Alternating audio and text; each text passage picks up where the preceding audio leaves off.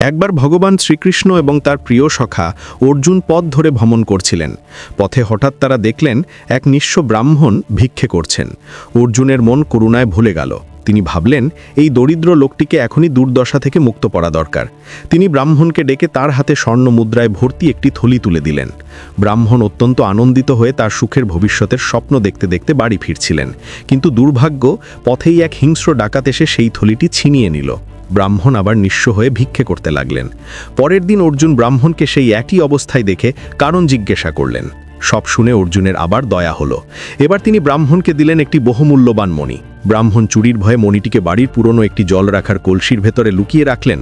কিন্তু সেই দিনই তার স্ত্রী সেই কলসি নিয়ে নদীতে জল আনতে গেলেন এবং অজান্তে কলসিটিকে ডুবিয়ে দিলেন।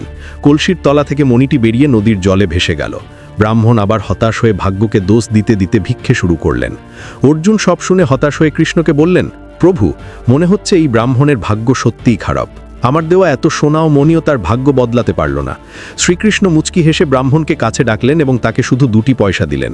অর্জুন অবাক হয়ে বললেন, প্রভু, এত সোনামণি যা করতে পারল না, এই সামান্য 2টি পয়সা দিয়ে কি হবে? কৃষ্ণ শুধু বললেন, দেখো কি হয়। ব্রাহ্মণ পয়সা 2টি হাতে নিয়ে মন খারাপ করে ভাবছিলেন, এই দিয়ে তো পেটও ভরবে না। এমন সময় তিনি দেখলেন এক জেলে তার জালে ধরা মাছের ছটফটানি দেখছে। মাছটির কষ্ট দেখে ব্রাহ্মণের মনে ভীষণ দয়া হলো।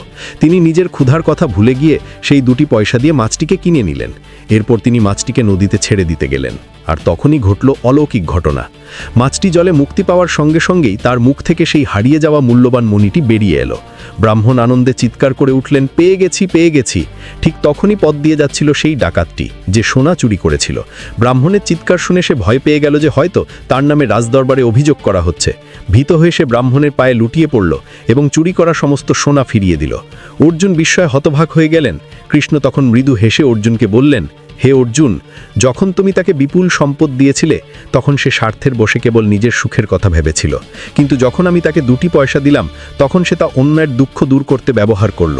সত্য হলো, যখন তুমি অন্য কোনো জীবের মঙ্গল করো তখন তুমি ঈশ্বরের কাজ করো এবং তখন ঈশ্বর তোমার সঙ্গেই থাকেন। কারণ পরোপকারের চেয়ে বড় ধর্ম আর নেই। ভিডিওটি ভালো লাগলে লাইক করে চ্যানেলটা সাবস্ক্রাইব করে কমেন্টে হরে কৃষ্ণ লিখতে ভুলবেন না।